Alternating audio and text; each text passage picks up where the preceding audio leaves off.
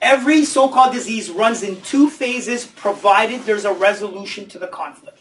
And that's a big deal, because currently, we're not thinking there's 2 phases to anything, right? You either have no symptoms, which means you're quote-unquote healthy, and then you have symptoms, which means you're sick. So there's just really one phase, which is like you're healthy and then you're sick. With the knowledge of G&M, we understand that there's actually 2 phases. When you get the shock, which is known as the DHS, you enter the first phase, which is a conflict active phase. During this phase, change is already happening in the body, which means it's a prolonged stress state.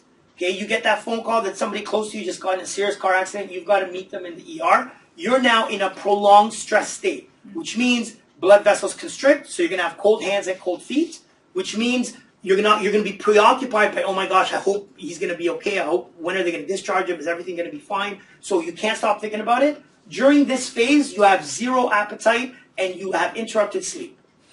Okay, because your body is saying, we cannot stay in this conflict active phase for long, which means I need you to get up, I need you to stop eating, I need you to figure out how are we going to resolve this issue, okay, so that we can get out of this. And so this phase, even though most of the time you don't feel it, there's already changes happening somewhere in the body, okay? And that's also, we call it also the cold phase because of the cold hands and cold feet that we tend to get during that phase. Okay, so again, here's the thing. The shock of that phone call is subjective. However, the resolution of what for you makes you relax is also subjective. Because for one person, just the fact that that friend or husband or partner is alive might resolve it for them. For another person, I'm not relaxing until he gets discharged from the hospital. For another person, I'm not relaxing until I know he can go back to work. So do you see how just like a conflict, a shock is subjective, the healing or the resolution of a shock is subjective. So, however, when you do resolve it, then you enter the second phase, which is the healing phase.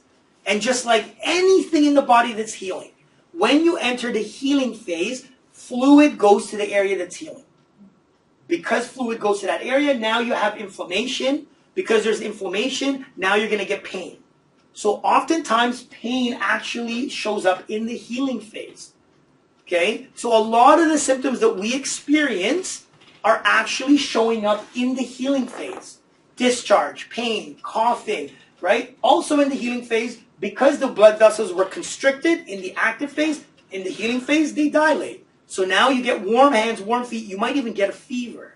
So a fever, a cough, pain, discharge, all healing phase symptoms.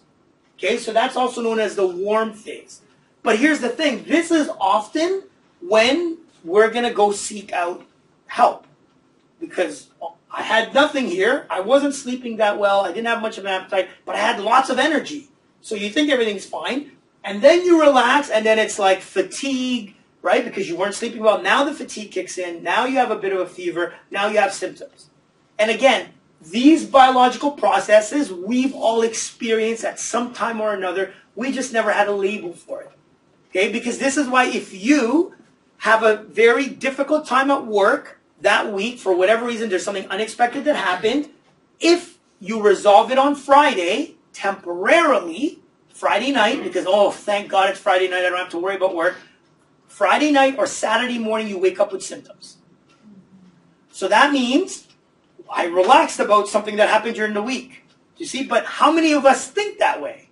No, we're like, oh, I can't believe it. I was looking forward to this weekend, and now I'm sick with something.